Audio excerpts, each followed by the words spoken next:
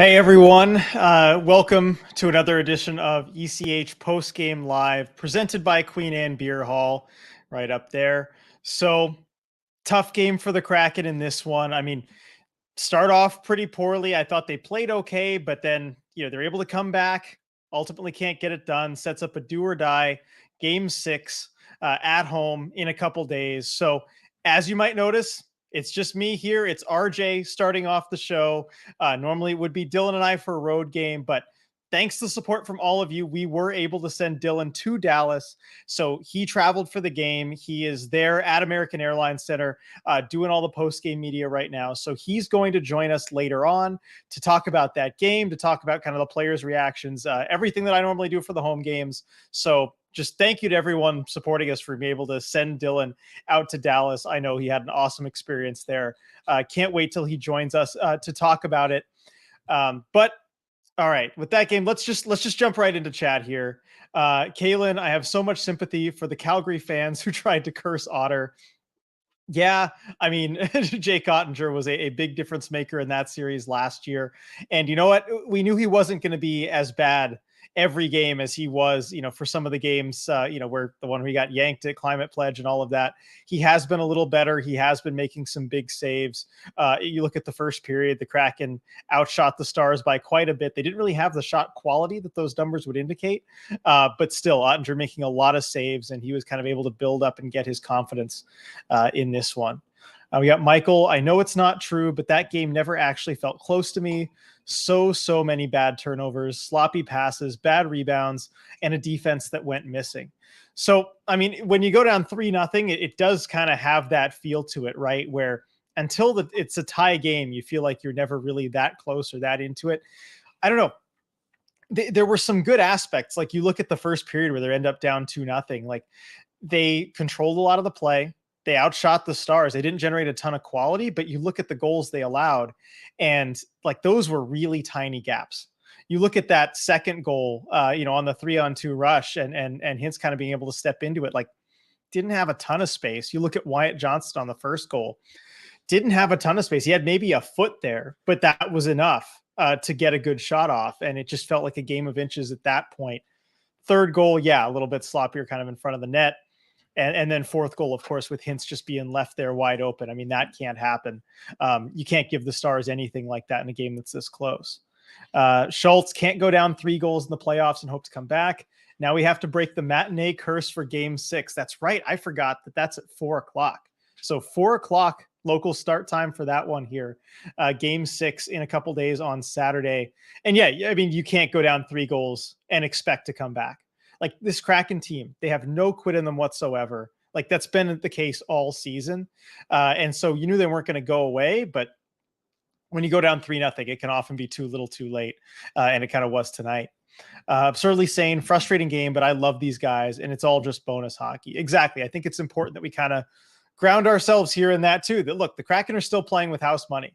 I mean, they're in the second round, which I think a lot of us didn't expect. And they're going to take the Stars to at least 6 games. I think, certainly at the start of the season, even at the start of the playoffs, you tell the Kraken, hey, you can take it. You can be in this position. Going into game 6 against the Stars down 3-2 in the second round of the playoffs. I think they take that every time. So still have fun with it. I think it's important to have fun with it. And I know we all are going to for game 6. Michael, I really hope the Kraken prove me wrong, but I think Saturday is it. Stars have seemed to solve the Kraken, and Kraken have 0 answers this week to the Stars scoring and depth.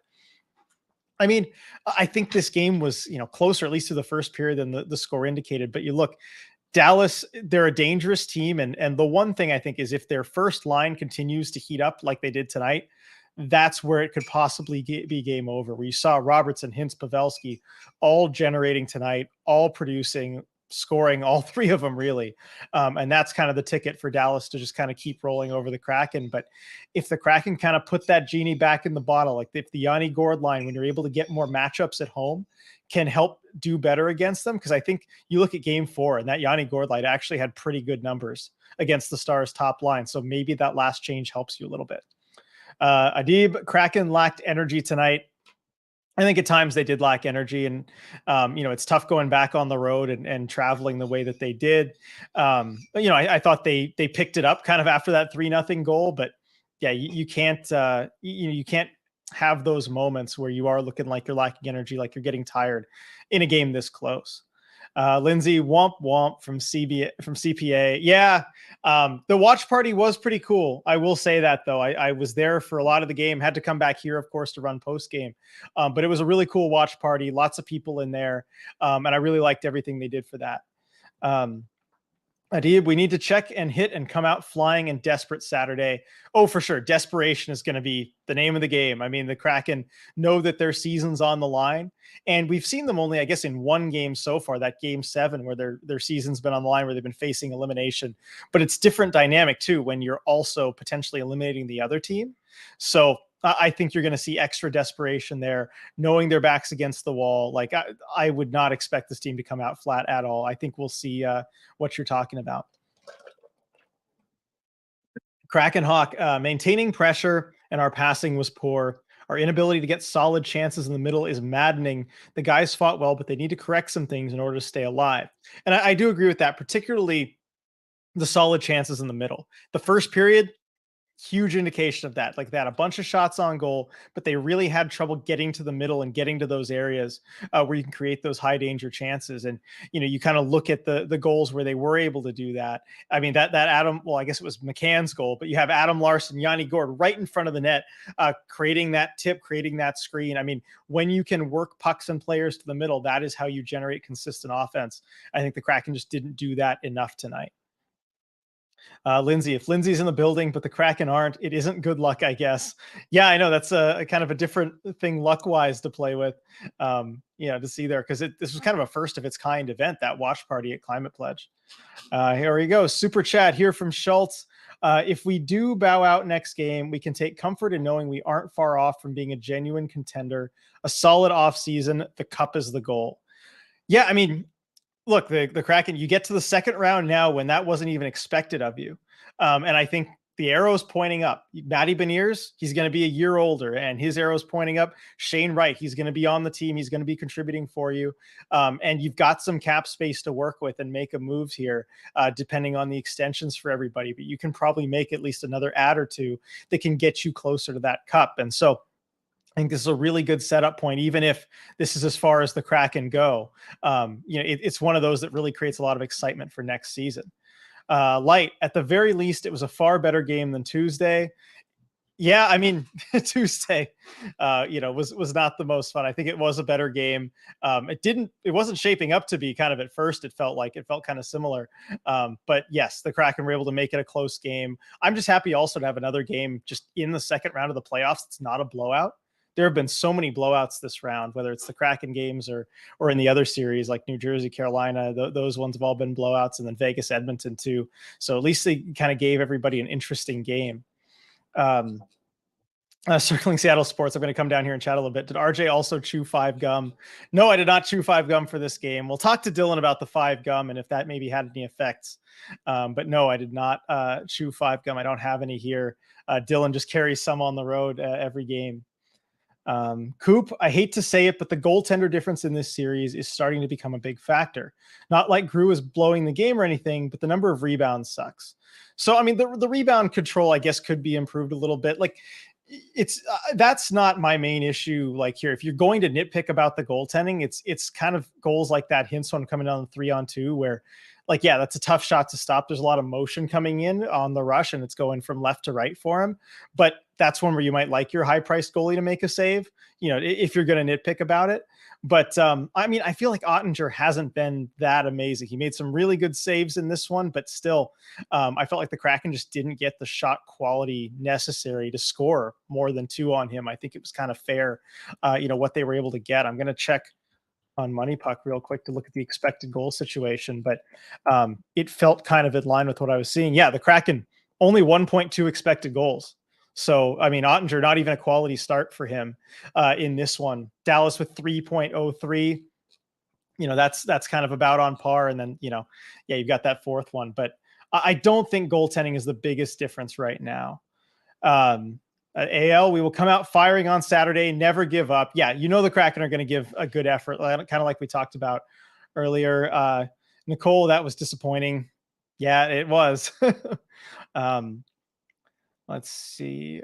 Coop. Oh, here more on the goaltending stuff. Grew is 773 save percentage and 800 percentage in the last two. Otter was 931 tonight. Ottinger never spits out rebounds. It's always one shot, one chance. I don't get it though. I get it. Yeah, I don't get it though. He's got rest.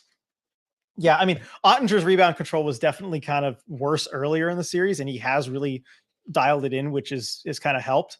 I mean, you look, I just think the expected goals kind of tell more of the story in this one. The Kraken just didn't get a whole lot of shot quality, and yeah, you can chalk that up to Ottinger just not giving up a whole lot of rebounds. That does help, but it's not the whole story.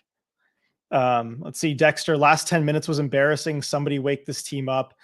I will credit the Stars on this, though. They went into shutdown defense mode, and Peter DeBoer teams are always really good at this, playing that kind of shutdown D, especially when you have a lead.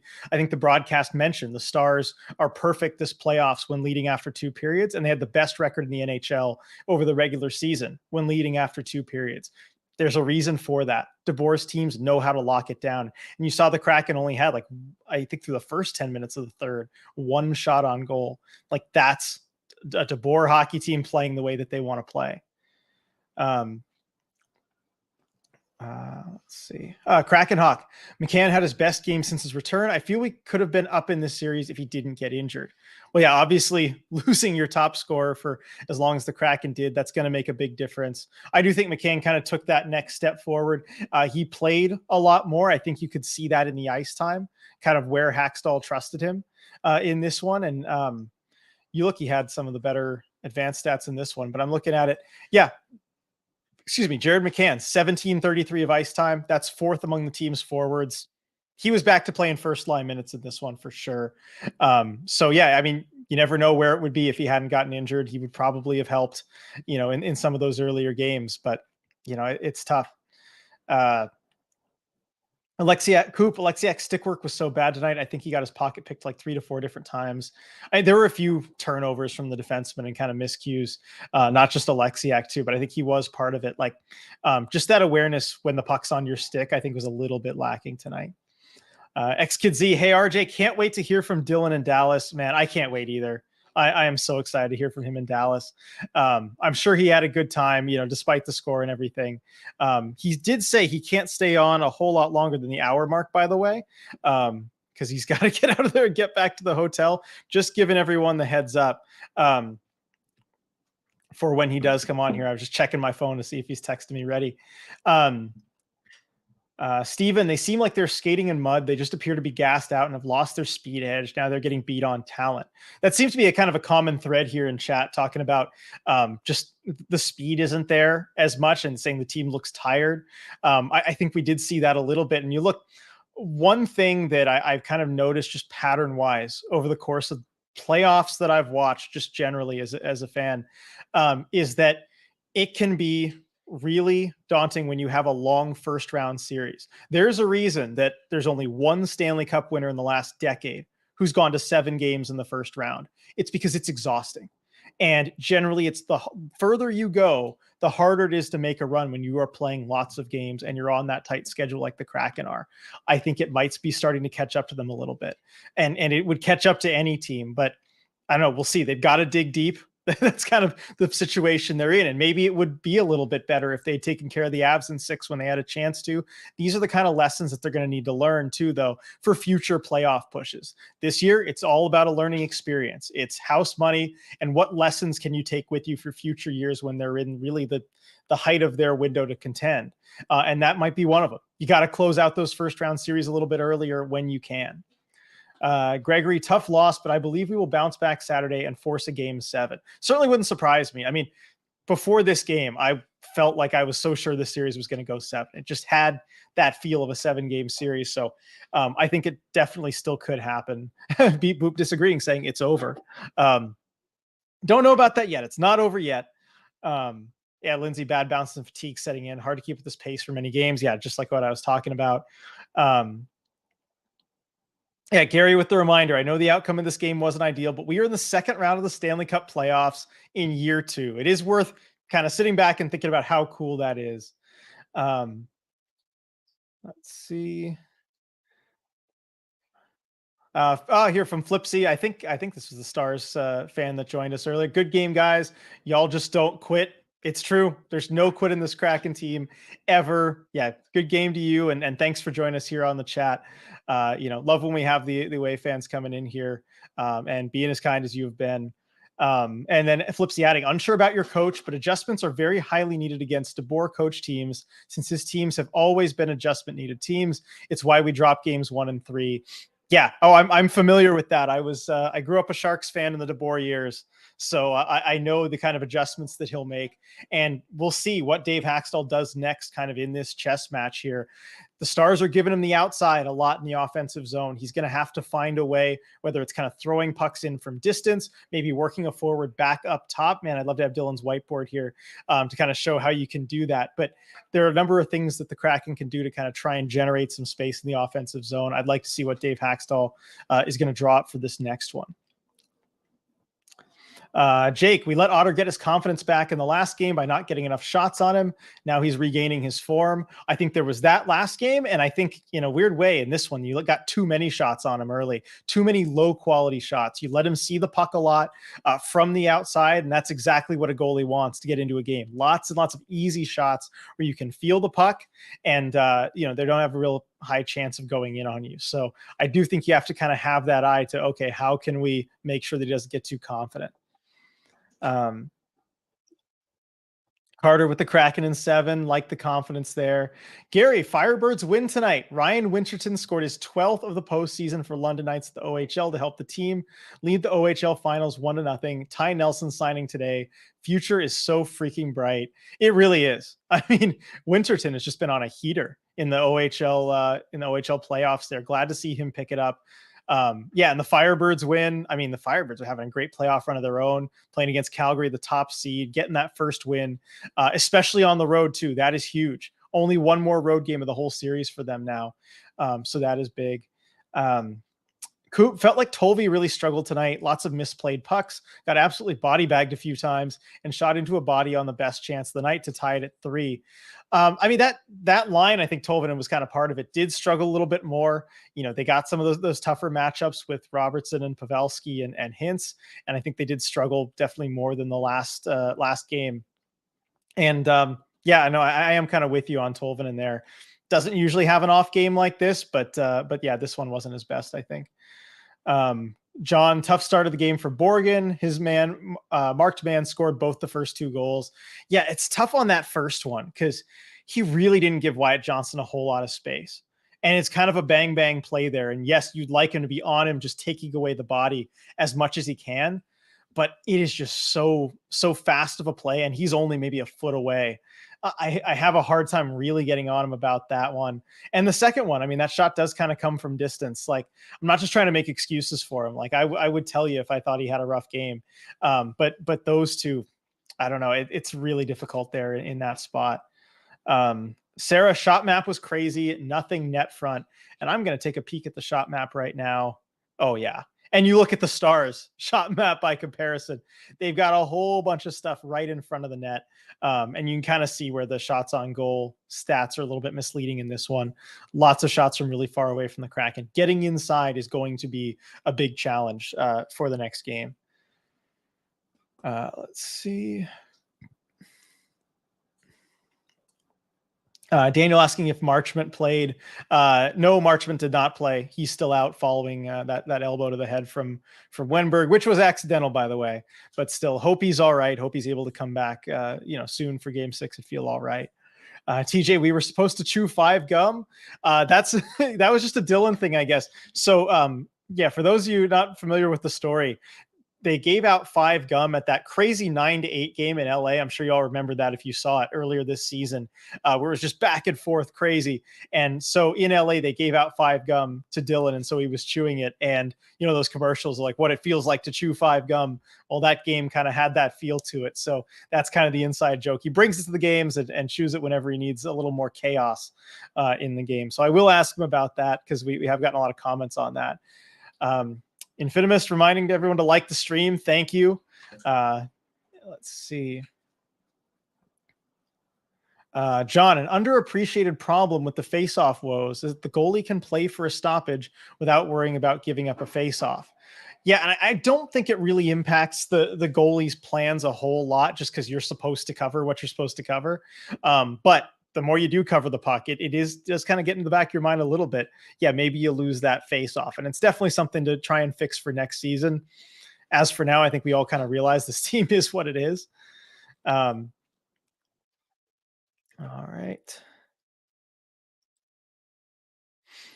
Scott, Dallas played the same suffocating style they played during the regular season against us, and the Kraken D couldn't get the outlet pass cleanly. This is the Stars style I was worried about going into the playoffs. And yeah, this was my worry a little bit too, where they can kind of be suffocating defensively.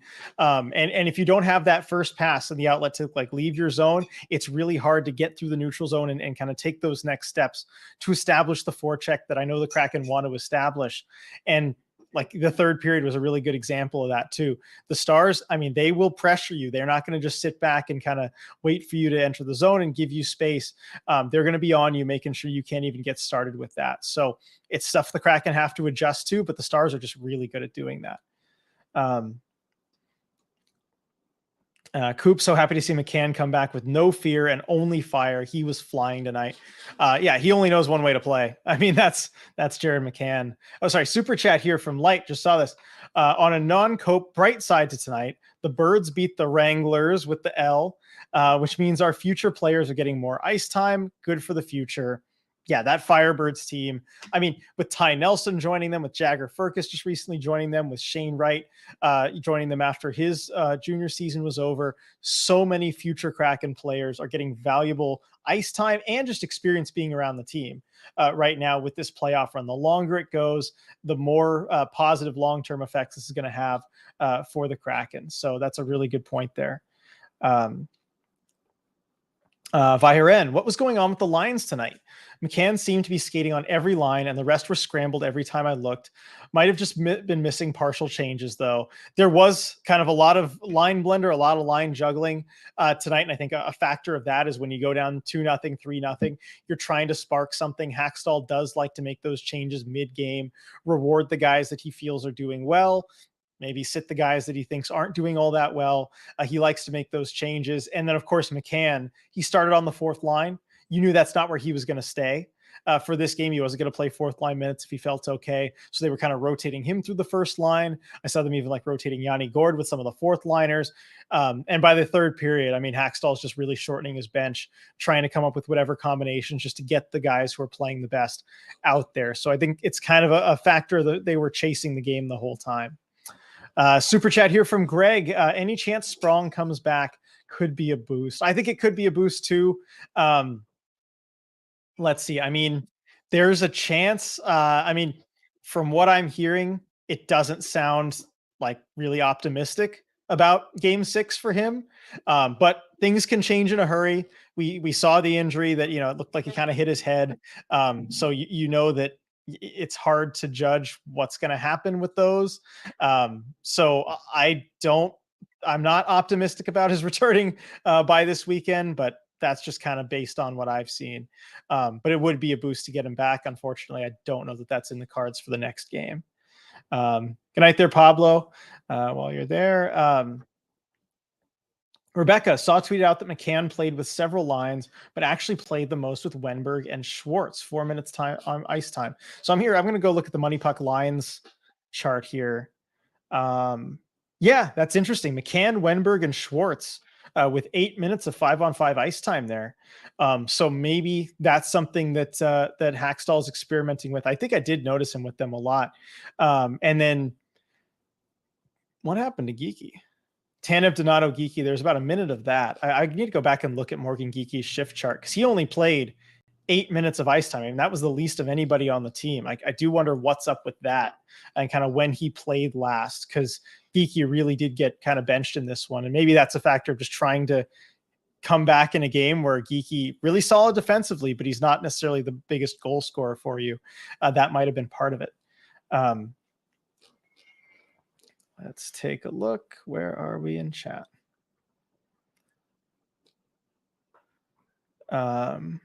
Nicole asking if Seattle's being outcoached again. This just felt like a repeat of the regular season Dallas games. I mean, DeBoer is a good coach. He made some really good adjustments. I do think you have good coaching on that side. And it has kind of been a back and forth, though. You look at the Kraken able to adjust in game 3 to what the Stars were doing in game 2. I think you've seen good coaching on both sides. Right now, DeBoer has the upper hand, but I think Hackstall's got some stuff up his sleeve.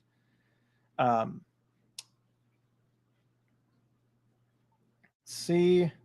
Oh yeah, Coop, and I still dream about what could have been if Burakovsky didn't fall off the face of the earth. Well, again, it's tough with an injury like that and then having the setbacks. But yeah, with Andre Burakovsky, that might help you a little bit more, kind of getting the one goal that might be the difference in this one. Robert Grew has looked tired for 2 games now. Something is up. Well, I mean, he is playing a tougher, more intense schedule than he had at any point during the regular season, really. He's now played 13 games, started 13 games in a row, which he didn't do at any point this season. There's only kind of one extra day off in between in that whole time. So if that is something that's causing him fatigue, it would make sense. And then unnecessary zippers being a little harsher here. Gruby looking like Swiss cheese. If he isn't crazy good for even a single period, this team is done. It was a good run, though. Team's tired. So he's agreeing on the fatigue there. I mean, I will say, if he isn't looking crazy good for a single period, like the Kraken do give up some fairly high shot quality. I mean, that's been consistent over the last 2 series. And yeah, I mean, you do need really good goaltending to advance in the playoffs. They got it in round 1. They got it early in round 2. And I think it is showing like no team gets that far without it, really. We got here Dylan in here. That was a little while ago, waiting on Coach Hackstall now. So hopefully Dylan's going to be able to join us soon from Dallas. So interested to hear what Hackstall and really what everyone has to say about this one. Dante, stop pulling the goaltender down to.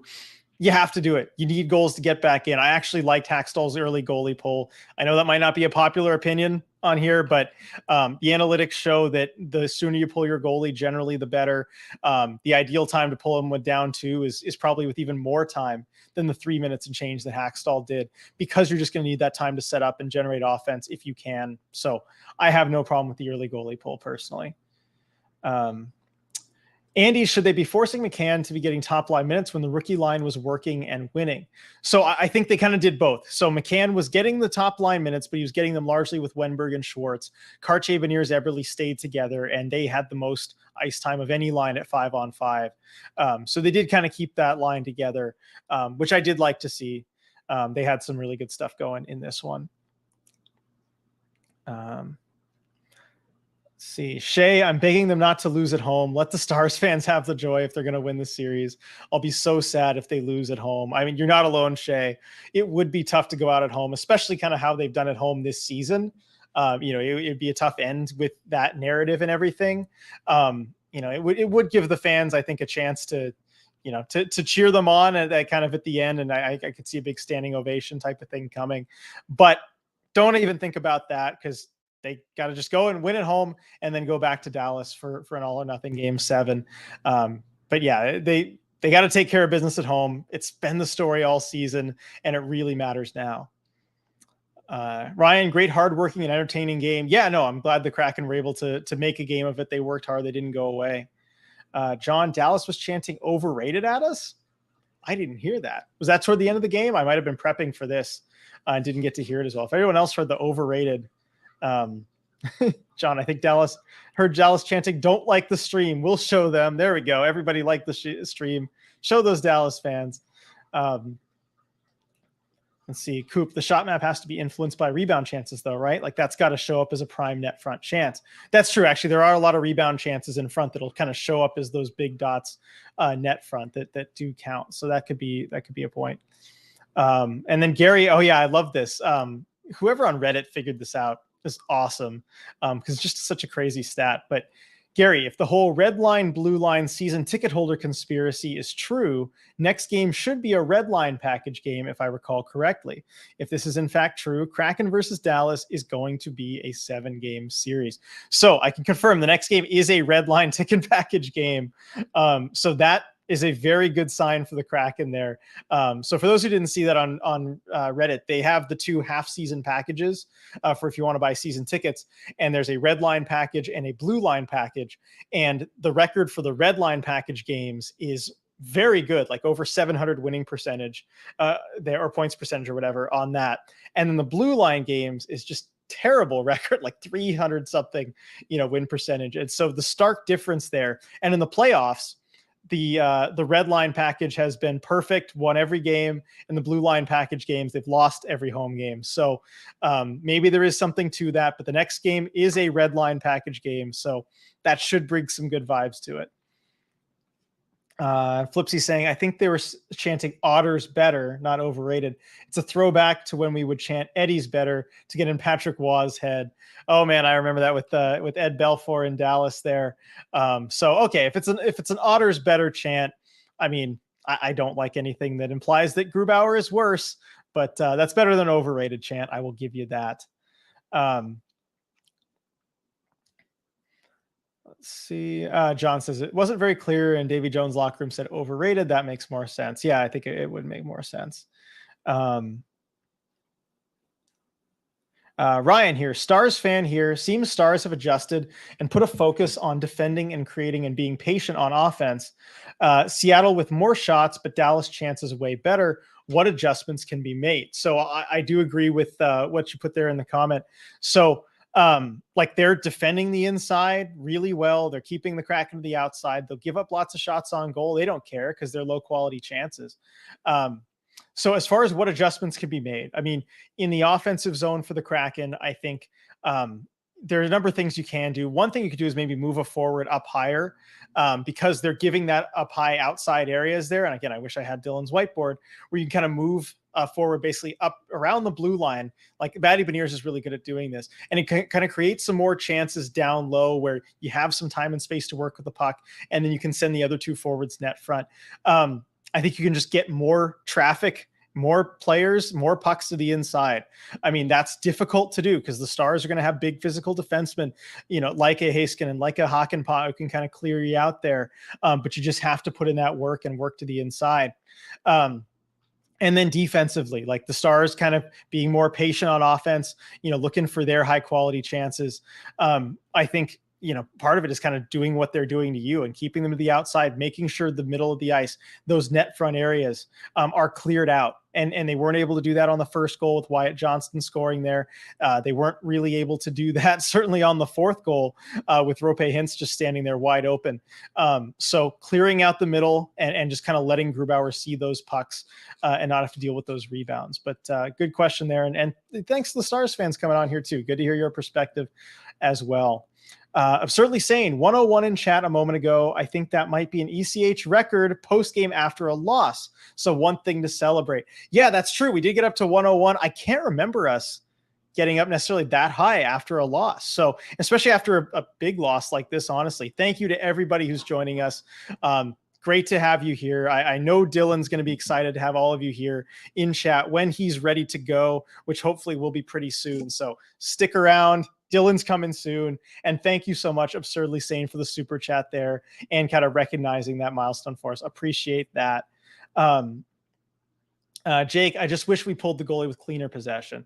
Yeah, I mean, that's understandable. Like you want to make sure you kind of have clean possession and that you're going for it. It's just tough when you're down 2.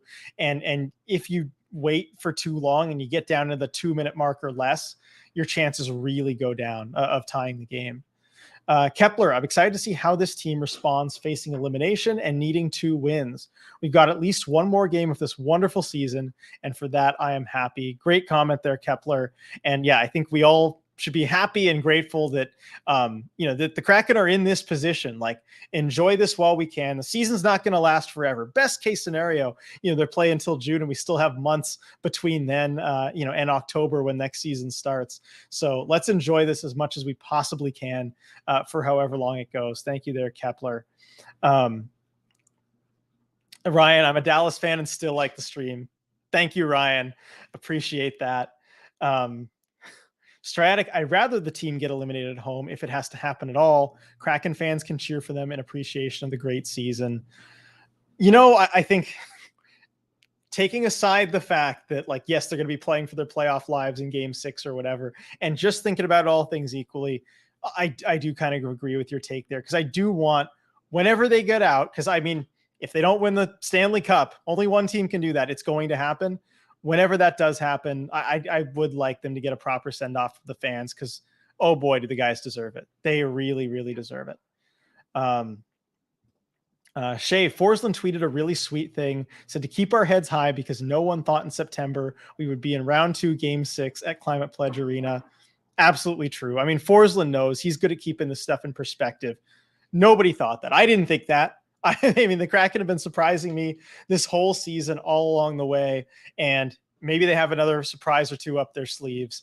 It certainly wouldn't be out of the question at this point.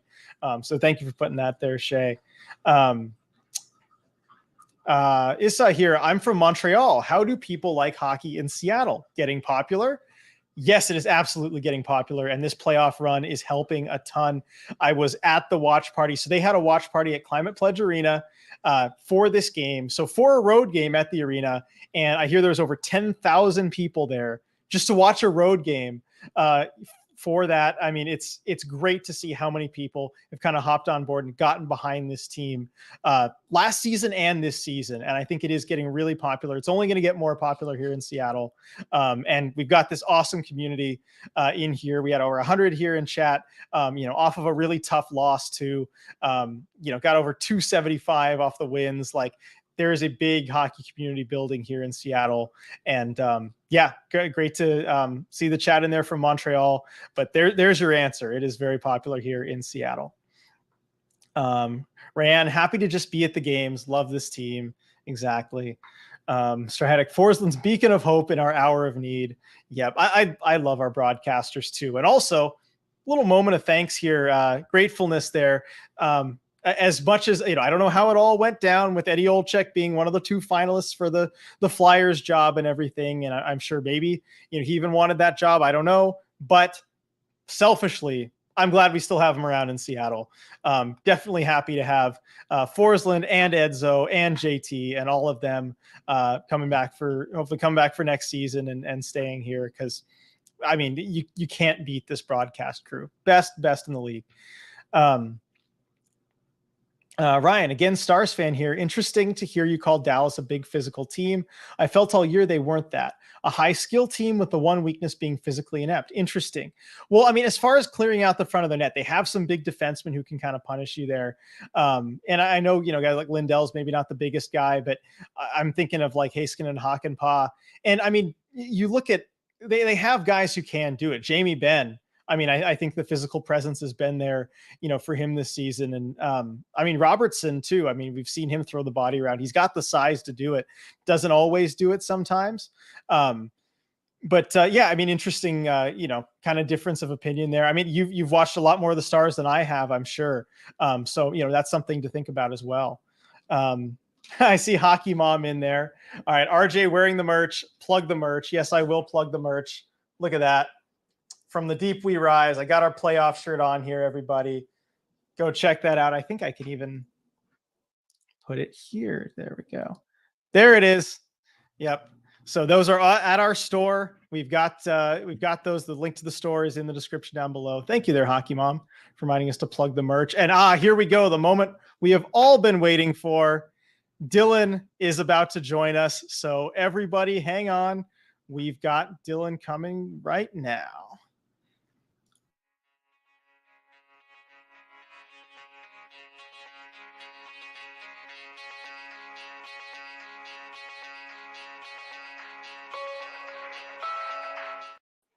All right, it's a short loading Dylan screen because we got him here right now. Looking good there, Dylan. Looking really sharp. Let me be the first to say. Well, thank you. I appreciate it. Wish I was feeling better after that one.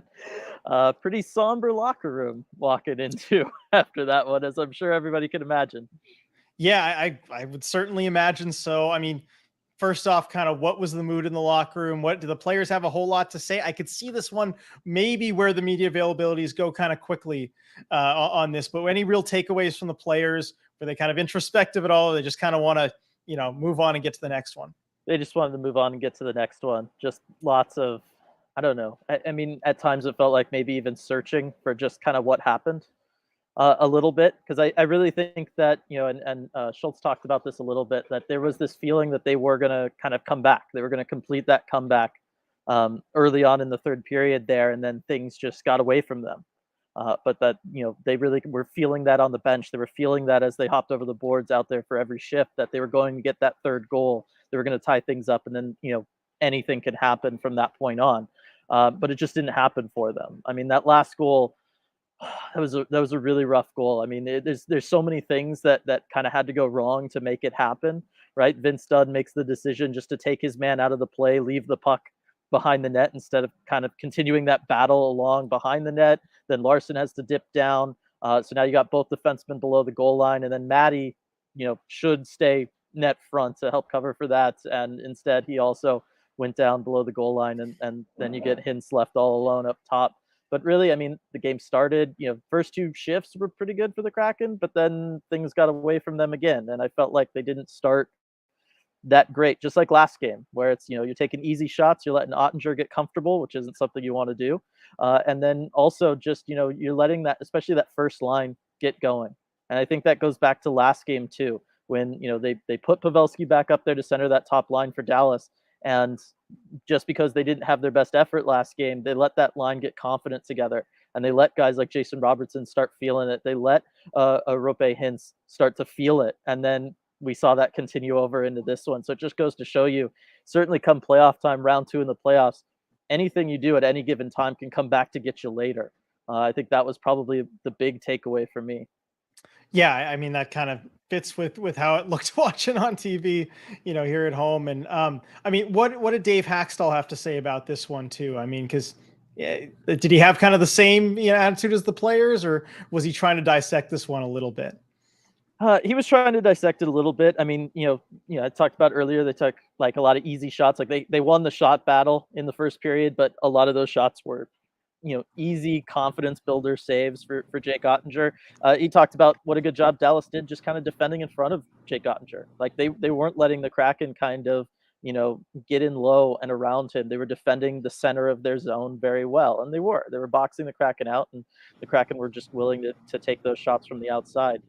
So, he was very kind of complimentary of Dallas's game. They played hard. They did a good job of getting the puck out of their zone, and they did. And so he kind of talked about stuff like that. But otherwise, it's just, look, they gotta keep going. He liked their effort level better in this one than the last one, which I would agree with. But it obviously, for Game 6, it's going to have to hit a new level if they want to be coming back here on Monday. Now, on that topic, we'll go to this chat from Striatic here. He says, I keep trying to think of some adjustment Hack could make to throw Dallas a different challenge in Game 6, but there isn't a lot that's obvious. And I've kind of struggled with this one as we've gone through chat here too, trying to figure out what wrinkle the Kraken could do, what kind of adjustments they could make. Any ideas, Dylan, what you would do if you were in Hackstall's shoes? Off the top of my head, look, if Dallas is going to kind of hunker down and they're going to keep you out of, really being net front without there being a big fight, I'd go ahead and I'd play to the outside, but I'd just make sure you get bodies in the mid slot there and use that as kind of your net front screen, get some stuff going there. But if they're going to give you the outside, go ahead and take the outside. They were given, the top of the slot all day long in this one. And the Kraken, there was a lot of times they'd skate right through it without taking a shot. And it's like, no, that's maybe a better spot than going to the outside or going to the half boards kind of, and then taking your shot. So I think if I'm the Kraken and I say, okay, this is what Dallas has decided to do, is they're just going to kind of lock it down in front of Ottinger. Well, look, their bodies too. Their bodies that a puck can bounce off of to go in. We saw that with the McCann goal, right? Their bodies that are going to get in Ottinger's way. Their bodies that once a rebound's there, look, they're going to be looking down. That's when you can dive in with your stick and get something going. So I think if Dallas is going to give you the outside, then utilize the outside, but you got to do it smart. You can't just take shots when you see like an open shooting lane. You got to make stuff happen. Take the puck, go to the center, then get a shot off once there's bodies in between you, whether they're your bodies or Dallas's bodies. But I think you got to start doing stuff like that. And then McCann on the first line, right? Because if you don't need Ty Cartier to try to go in there and try to make something happen, they've kind of figured out how to stop your cycle. It's hard for them to get going like that. The forecheck for Seattle can't remain the same. Then you might as well go ahead and get McCann up there. Because I'm telling you, just watching him live again, RJ, that guy's shot is just different. It's better. Like there's my scout's take. It's just better than other guys. And so if he can, and you can play him those extra minutes, I mean, they moved him up to the second line in the third period of this one. I think you got to go ahead and move him back up to the first line and just try to get him going there. Yeah, no, I think that would be good for them. He basically played first line minutes. He was the fourth highest ice time among forwards for the Yeah. Kraken tonight, but a lot of it was with Schwartz and Wenberg. So we'll see if Haxtell does decide to kind of switch that up. But here we go. Super chat from Jules. Thanks for waiting on this one, Jules. While Dylan's giving us his strategy here. Next game, everyone should pour a glass, make a cheer for the team before puck drop, celebrate the team and community we grew this season. Let's go, Kraken. Fantastic super chat there, Jules. And that has been really a theme of this post game tonight, too, is everyone being so grateful just to be in this spot, too. I mean, a lot of us can kind of see potential elimination on the horizon. Look, the Kraken are going to play a potential elimination game in 2 days. Yeah. But I think the reaction has just been gratitude and appreciation for everything that we've had this season and the whole community and everything. Jules adding, as in, no matter the outcome, let's celebrate the growth. They'll really do hope for that win, though. Yes. Yeah, I mean, I think we all want this ride to keep going for sure. But I totally understand where Jules is coming from, and I'm right there with you, Jules. I mean, it's been a phenomenal season. Everything that's happened has been incredible, and whenever the end comes, if it is going to be a more bitter end, it's going to be a bittersweet end, because the bottom line is this team was so improved this season. The fact that we got into the playoffs was massive, right? Remember how excited we all were for that, the 100 points, and then winning a playoff round, getting here into the second round, taking a really good team, deep into the second round. I mean, this series is going 6 no matter what, right? And that's no easy feat against this Dallas club. So I think there's going to be a lot to, even if it's not the ending we all want, there's going to be a lot to be appreciative for. And then that's not even, mentioning the community aspect and how much all of this has grown, how much the Kraken community has grown, and all the great things that have come out of all that. Yeah, definitely. And we see all through chat here, people kind of expressing agreement with that and this great community. So next I want to go to a question here from Ryan, who is a Stars fan, who's kind of been in chat here tonight, been incredibly cordial. So thank you, Ryan, for that. Just wanted to show my appreciation for all of that. And I know people have responded to you in chat with that as well. He's had some really good questions, and he's got this one. So curious, if Dallas wins, did the better team with the better players win? Or do Seattle fans feel like Seattle should win this? I mean, obviously, we can't speak for all of Seattle fans, but right. I mean, I would argue that, look, if Dallas was to win, you could definitely make the argument that the better team won, or you can at least make the argument that the team that does the things that lead to wins more often than not won. The first place you could look would be faceoffs. Right. I mean, I don't know the numbers, but I'm just guessing that Seattle didn't win the faceoff battle tonight. Maybe they did, but that would be a first.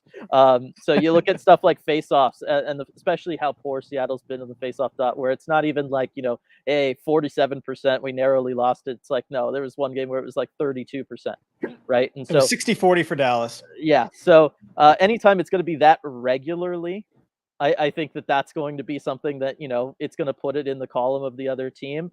Special teams, right? One team could score on the power play. The other one is the Seattle Kraken. And now that's been a theme all year long. I don't necessarily think that necessarily means that Dallas is the better team, but it's one of those things that, I looked at the Seattle Kraken before they got into the playoffs. We all talked about this, and we said that's going to be a problem for them, right? Can they win a Stanley Cup if they can't score on the power play, if they're going to be at like 15% on the power play? And the bottom line is, I don't know that a team has ever been able to do that before. And so there's certainly aspects of it where it's like, look, there's room for growth for Seattle, and that's kind of how I would phrase it, is that Seattle is a good team, but they may not be at their full power yet. In which case, where I feel like Dallas is more along that lines in their trajectory. Right. This team, as it is right now, isn't kind of complete. They had needs they could have addressed at the deadline, didn't do it, because I think the general thinking is their window is next year, the year after that, rather than this year. And so you look at Dallas, they're firmly in their cup window. And I think, I mean, that's kind of the general thinking there is, it might be the case of just Dallas being ready to win now, whereas the Kraken, haven't addressed some of those needs. So good question there. Let's get back up here in chat from earlier. Shay saying, petition to send Dylan into the locker room to give these dummies that speech. I don't know how everybody would respond to that. Yeah, so that'd be the last time I was allowed in the locker room. yeah, maybe. So catching up on some comments here. Jake with the snazzy Dylan. Looking very good. I got to say it again. I don't care. I try. Yeah. Let's see. Here in chat.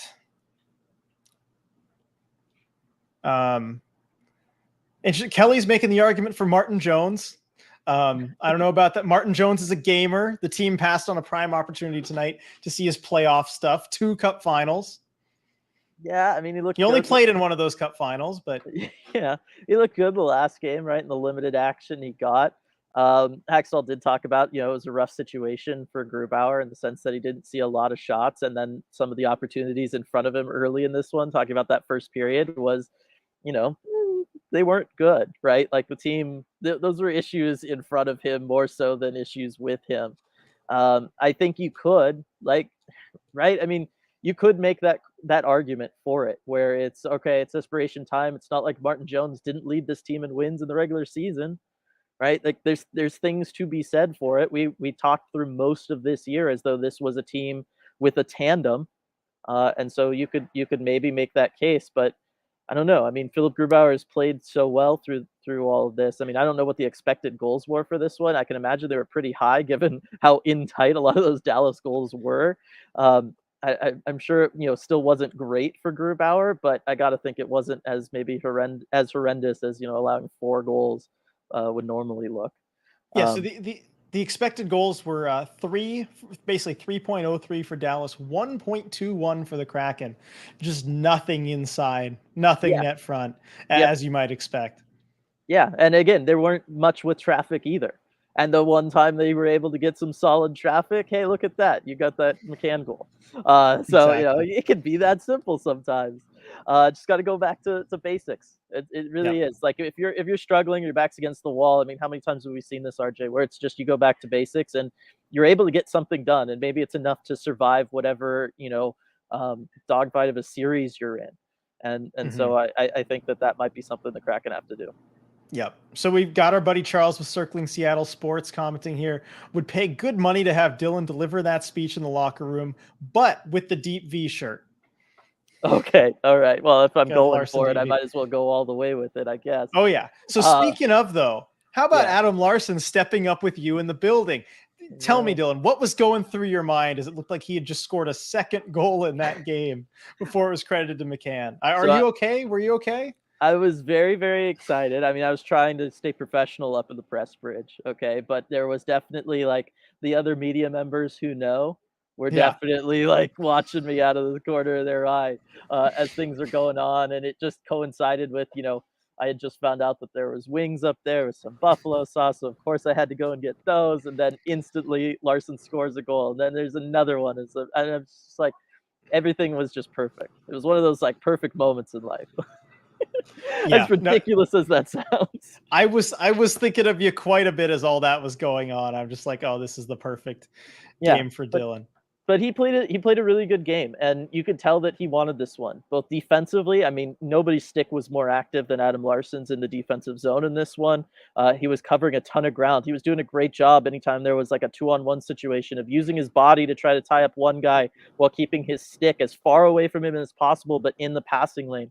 I thought he did a ton of stuff in this one. He's always physical in the offensive zone. He can be in there on the forecheck. I think that's a huge deal. I think they need to unleash him there more often if possible. Just get a center to lay back, because the bottom line is when Dallas is going to play like this and they're going to be physical defending that net front, I mean, you need somebody who can be a wrecking ball to go in there and break through that line. And Adam Larson's capable of doing that. He was the guy to do that for them in this one. He was the guy to go and really, do damage, it felt like, when hitting somebody behind the Dallas net, right, as they're trying to disrupt the cycle game. So it was a really good game overall from Adam Larson. Then we did get him for media availability, and he didn't have a ton to say, which big surprise. He was just kind of at a loss for words, and you could just tell that this is a guy who really left it all out there, and then things didn't didn't end up the way that he would have hoped, and that was a little rough to see. Yeah, no, I'm sure it was, and for a while he had the green light. Yeah, You could tell he was forechecking like crazy. It was fun to watch on TV. I was hoping. I was hoping. Yeah. So Shay, thanks for putting this back in because I did kind of skip over it when Dylan got there. So thank you for putting this back in the chat. Appreciate that. If you have a chat that I may have skipped over, feel free put it back in the chat here so I can see it again. Shay, I wonder if y'all noticed, but to me it seemed like McCann has played a little more aggressive since coming back, almost like he's afraid of getting hurt again. So Yeah, I mean, I don't know. I didn't see totally what happened on that one play. It was behind the Dallas nets early in the third, I believe it was, where something happened and Jared McCann looked like he was, I don't know, maybe stunned for a second or something. Maybe there was an equipment issue where he was just kind of up against the boards there. I don't know if the TV cameras showed anything about that or not. You know yeah, what I'm no, I talking didn't. about? Yeah. No, I'm sorry. I don't know right off the bat Okay, what you're talking about. that's fine. But otherwise, I don't know. I think he's not looking for contact. I'll give you that. But I don't know that he always did anyway. Like that's not really his game to begin with. Like he's not going to be a Ty Cartier who's going to go in and try to rack up 6 or 7 hits in a game and try to do all of that kind of stuff. I just think he's the kind of player who likes to find a little bit of open space, get the puck on his stick, and then let it rip. And he did that tonight. And as far as I'm concerned, some of those chances were fabulous chances that if Jake Ottinger wasn't on or it was a different goaltender, those would have been goals because he was picking corners. And Ottinger just having that big body, he was able to stay up. He didn't drop for any of them, he knew. And he was able to get his shoulder up or his blocker up to deflect some of them as they were trying to go near side there. But I thought McCann looked better in this game than he did last game. And that's why I could see his progression, maybe with their backs up against the wall, he gets put back on that first line. Yeah, I could see him having some big minutes, definitely trending up there. So, question here from Flipsy. He's they're a Stars fan, by the way. So I was curious about this myself. How did Dylan like the American Airlines Center? A lot of media outlets don't give us the credit, but from my experience, we have a very loud arena. It was loud, like they would, the crowd was pretty into it. Certainly earlier on, they got quiet there a little bit during the second as the Kraken were coming back.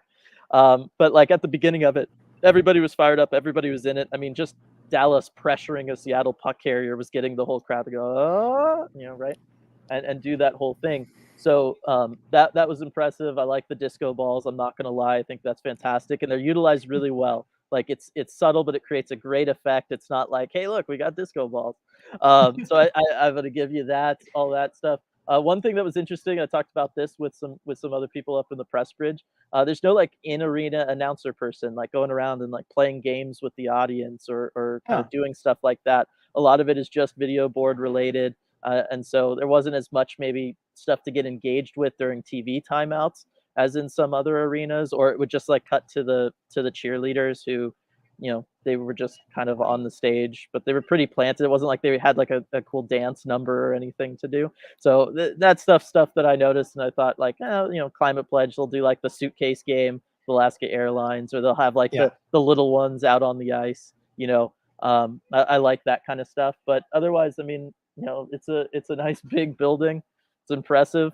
Yeah, it was good. And hey, they took care of us on the media side of things, so I'll give them props for that. They don't always have to.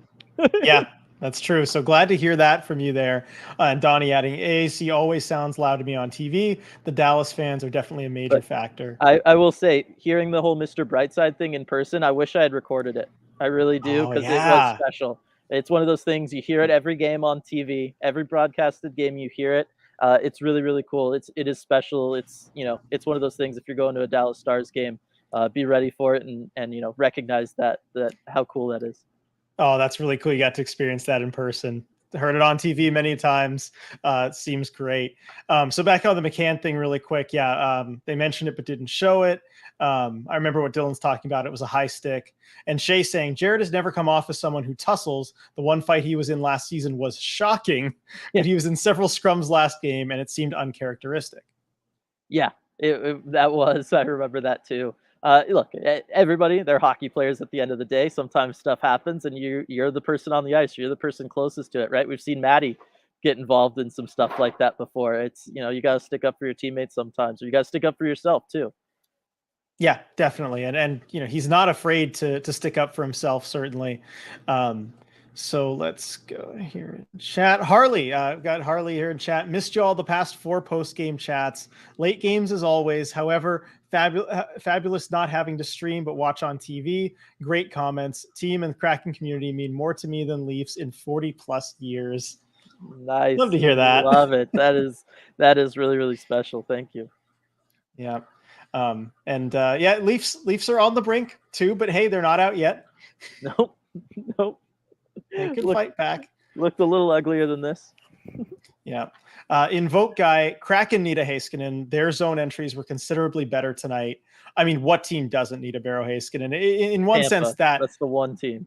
Because they have a Victor Hedman. Exactly. I mean, that's what it is. I mean, a true minute munching, like top end defenseman is just one of the best things you can possibly have on a hockey team, for so many reasons. And I mean, you're seeing it in this series with Miro Heiskanen. The Kraken, I'm sorry, Dylan, with Adam Large, they just don't have anybody like that. No, very few teams do. There's only a handful of those guys in the league. But it makes a huge difference when you have one of those guys. Right. Cause you're talking about, obviously the minutes is like the thing to point to. But it's what they do with those minutes too. And it's why they get to those minutes. A lot of times it's because they're playing both special teams and they're eating up a lot of minutes there, right? Heiskanen runs the power play for this team. And we saw how much worse it looked with him out than it looks with him in. He could play on the PK and get the job done there. He's a physical defender, right? He's capable of bodying guys out net front if he needs to. He can do all the dirty things that he needs to. And I don't mean like dirty, like nasty. I just mean like the grinded out kind of things that he needs to do defensively. But on top of it, he's got those puck skills. He can get the puck out of his zone with a nice pass to get it just, out past the blue line. And not only get it out past the blue line, but feed his team in transition. And then in the offensive zone, he can hold the blue line. He can walk the blue line. He can do all of that stuff. It really is special. Victor Hedman's the only guy that I would probably kind of put above him. Maybe an Adam Fox is up there in that conversation, but it's a very short list of players in the NHL who can do what those guys do. And I don't think that it's, coincidence that those guys can help their teams, a lot in the playoffs.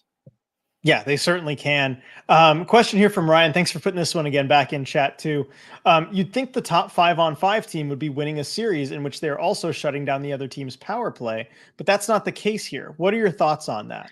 Yeah, I mean, look, the Kraken through the first 3 games of this series, they were winning the 5-on-5, and it was obvious, and they were up to a 2-1 lead, and they looked fantastic, right? They crushed them in that game 3, that first one at Climate Pledge Arena. They looked fantastic in the first one in Dallas, and they even looked pretty good in that loss in the second game here in Dallas.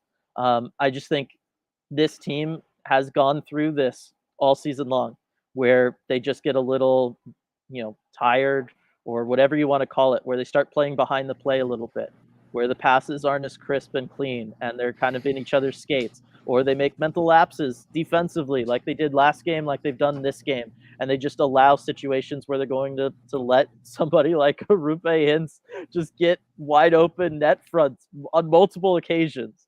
And at some point, like, you just can't win playing that way. And no team plays great forever, right? There's a reason teams don't go 82-0. And no team plays this, kind of with those mental mistakes all the time. But we've seen it from this Kraken team. They've gone through 2-3 game stretches where they've had rough spots like this. They were always able to dig themselves out of it, right? We never saw that 4-game losing streak all season long. But now they're going to have to dig themselves out of it and continue it into a game 7 if they want to win this series. And that's going to be really, really tough. Yeah, and the other reason too is that the Kraken's power play hasn't been able to do well enough to make that an advantage either. I just don't even think about it anymore. Like, there's no point. I know, it's as if they don't have a power play. So at best, that's a wash. And then when the 5-on-5 game isn't at its best, you're seeing the differences there. But I mean, if they had a good power play, I mean, then then it could be a very different series. But unfortunately, that's kind of where we're at right now. All right, so let's see. Lindsay saying good night all. Season on the line Saturday should be interesting. Will be very interesting. So I know, Dylan, you've got to get going soon. I know you told me you can't stay a whole lot past the hour mark here. Do a last call in chat here for anything at the end. But Dylan, I mean, overall takeaways, any more miscellaneous thoughts to share from your trip to Denver? So you went to the art museum. I don't know, anything else you'd like to share there from this road I trip? was gonna say Denver, Dallas today, Denver Dallas, what am tomorrow. I? Yes, Connection in Denver. that's right. We'll see what I could see there in the hour that I'm at the airport. Dallas is interesting. It wasn't necessarily what I expected. Hot, humid. I mean, I tried to straighten my hair and did leave-in conditioner, and look at what happened. Right, the humidity was not going to let that occur at all. Yeah, no, I mean everything was fine. I got in, so late on the first day. Today it's been mostly hockey, so haven't been able to do a bunch, but the art museum is really great. I do recommend it. It's absolutely free, but they've got a wonderful Picasso and Monet section. Really good stuff there. As for the hockey game, because that's really why we're here, um, I thought that I was a little surprised that the Kraken didn't come out a little hotter than they did. I really was surprised to see that. I really thought that they were going to be able to correct that from the last game, given that they were able to do that through most of this series. Games 1, 2, and 3, they were able to do that. I thought game 4 was just kind of like all right, they dropped it. They can't play with momentum, whatever it is, right? But this one, I just watching that first period, watching those same mental mistakes defensively, and I was just like, oh man, like why? Like we don't need to be doing this, guys. We could be better. Like Will Borgen, I thought had a really rough game, kind of start to finish. Vince Dunn kind of went back to what he was in the first round, where it was poor decisions. He was making decisions. He's being decisive. That's normally something I would praise in a defenseman. And sometimes you'll make the wrong call, but it just feels like he's making the wrong call 70% of the time right now. And that's just a tough thing to live with when he's going to be on the top pairing. So those were kind of my takeaways from this game. I was kind of surprised to see that for a second game in a row, but hopefully it's not 3. Yep, exactly. So real quick before you head out, rapid fire on some things because we did Yep. get a few more in chat on the last call. Schultz, did Susie get hurt on that shot block? Any word on Susie? Is he all right? Not that I know of. I think he's okay. Okay. So sorry, I just don't have any more information. No, all good. All right, Ryan, who's the most important player in this series and why? We keep it a quick answer, but who's the one guy that's the biggest difference maker as it sits currently? Most important player. Most important player for the series, like for both teams or for the Kraken? Because right now, I mean, most important player, I don't know. Can I just say the defense? Right, Philip Grubauer's proven that he can be the guy. Normally, you'd say like, oh, the goaltender, right? But I just think like the defense as a whole, whether it's going to be Vince Dunn, Will Borgen, Susie, somebody needs to just step up and kind of take care of things in the back end and make sure that Grubauer isn't just kind of getting walked by guys in front. Yeah, I was going to go with Vince Dunn. I mean, I think we kind of have a similar idea on that. For Dallas, Miro Heiskanen, for reasons we have discussed already. Yes. Shay, if you had to choose an Eastern team, I was just going to say, Pete DeBoer would say Jason Robertson. He's really close. Like he's been finding ways to get into certain spots. Dallas and we got Robertson as well. It does feel like there's I don't know. There was like just something to seeing him and something to the way that everybody else was talking about him.